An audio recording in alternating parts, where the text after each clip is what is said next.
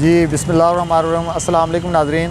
कल हमारा last time हमने एक लेक्चर जो है ना वो था कि हमारे पास जो हमने ये चीज़ समझाई थी कि कॉलम का स्टार्टर क्या होता है और कॉलम के अंदर किस तरह के रिंग बनाए जाते हैं। ठीक है, आज हमारा जो लेक्चर है कॉलम के अंदर स्टील को किस तरीके से बांधा जाता है उसके बारे में आज के लेक्चर में आपको बताऊँगा। तो कल का लेक्चर जो है ना वो हमारे यूट्यूब चैनल पर आपने जाना है, वहाँ से जाके अपने लेक्चर को जो है ना वो हमारे सारे के सारे यानी कि सिविल इंजीनियरिंग के मुख्तलिफ बहुत ही इंपॉर्टेंट यानी कि फ्रेम स्ट्रक्चर बिल्डिंग के अंदर जो इंपॉर्टेंट पॉइंट्स होते हैं वो जाकर यूट्यूब के अंदर जाएं और वहाँ पे जाके हमारे चैनल्स को जो है ना विज़िट करें।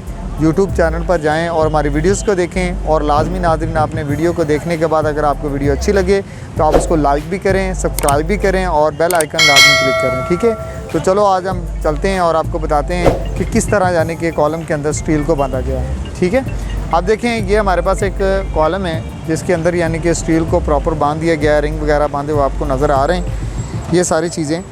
और ये देखें कॉलम के अंदर स्टील बांधने के लिए सबसे बड़ी जो मिस्टेक होती है, जो अक्सर लोग जो होते हैं ना वो इसको नहीं फॉलो करते और वैसे ही सरिये को बांध देते हैं। मिस्त्री हज़रात जो कॉन्ट्रैक्टर होते हैं वो इन चीज़ों को फॉलो नहीं करते, लेकिन इंजीनियरिंग के अंदर इन चीज़ों का बहुत बड़ा पर्पज़ होता है और इनको देखना पड़ता है। देखें हमारे पास ये कॉलम का जो स्टील बांधा हुआ है, ये कॉलम का जो साइज़ है वो 18 बाय 18 का है। ठीक है, यानी कि 1.5 फीट बाय 1.5 फीट का। और इसके अंदर ये जो रिंग बांधे गए हैं ये आपको नज़र आ रहे हैं। ये रिंग जो है ना ये हमारे 7 इंच यानी कि 7 इंच के फासले पे यानी कि हमने इनको बांधा है, यानी कि एक रिंग से दूसरे रिंग के दरमियान जो स्पेसिंग है वो 7 इंच है। ठीक है, और इसके अंदर एक चीज़ और भी आपने देखनी होती है कि कॉलम के अंदर जब आपने रिंग को बांधना है, कॉलम के अंदर हमेशा, कल भी मैं लेक्चर के अंदर ये चीज़ बता रहा था कि कॉलम के अंदर कंपैक्शन फोर्स जो होती है वो ज़्यादा अमल करती है, यानी कंपैक्शन लोड होता है इसके अंदर दबाव का, इसके नीचे ज़्यादा होता है, ये इसके टॉप पे होता है। नीचे यानी कि बॉटम के अंदर जो आपने इसकी स्पेसिंग रखनी है रिंग की वो ज़्यादा यानी कि कम रखनी है। ठीक है, फॉर एग्जांपल आप नीचे से चल रहे हैं और आपकी 7 इंच आ रही है तो सेंटर में जाके आपने इसकी स्पेसिंग को बढ़ा देना है, सेंटर में आके इसकी 8 इंच कर देनी है। अगर फॉर एग्जांपल नीचे से स्पेसिंग इसकी यानी कि 6 इंच आ रही है तो सेंटर में आके 8 इंच। ये प्रॉपर चीज़ें जो होती हैं ना वो आर्किटेक्चर इंजीनियरिंग इन चीज़ों को मेंशन करके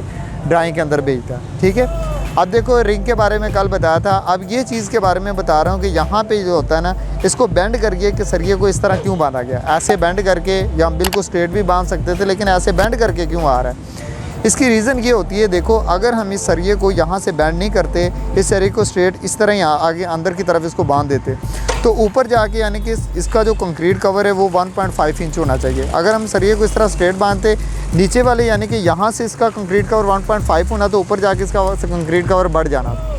यानी कि इसको बेंड करने का मकसद ये होता है कि ये अगर यहाँ से देखा जाए ये सरिया बिल्कुल इसके टॉप पर आ रहा है। कितना आ रहा है? इसके टॉप पर आ रहा है। अगर इस सरिये को हम बाहर की तरफ निकाल के बांध देते तो फिर इसके अंदर ये चीज़ होनी थी कि ऊपर जाके कंक्रीट कवर हमारा क्या हो जाना था, कम हो जाना था, यानी कि 1.5 से 1.5 से भी कम। अभी ये 600 का तो स्टील है तो देखें अब काफ़ी डिफरेंट पड़ जाना। ऊपर जाके अगर हम इसको बाहर की तरफ बांधते तो ऊपर से सरिये कंक्रीट कवर ज़्यादा 0.5 इंच होना था, इसलिए सरिये को इस तरह बांधा गया। और इसके ऊपर लोड का भी असर पड़ता है, जब इसके ऊपर लोड आता है तो बिल्कुल लोड इसके ऊपर यानी कि डिवाइड हो रहा है। अगर ये चीज़ इस तरीके से ना हो तो लोड इस तरीके से नहीं जाना था। ठीक है, ये चीज़ें बहुत इंपॉर्टेंट पॉइंट होता है कॉलम का, जब आप लोगों ने स्टील बांधना होता है इस चीज़ को आपने लाजमी देखना होता है। ठीक है, तो आज के लेक्चर के अंदर मैंने आपको ये सारी चीज़ें बता दी जो इंपॉर्टेंट पॉइंट थे कॉलम के अंदर, कॉलम का स्टील किस तरीके से बांधना है। ठीक है, और जो लास्ट हमारा लेक्चर है वो आपने यूट्यूब के चैनल पर जाना, वो भी आपने उसको चेक कर लेना, देख लेना, विज़िट कर लेना और इस चैनल को आपने देखना। ओके, खुदा हाफिज़।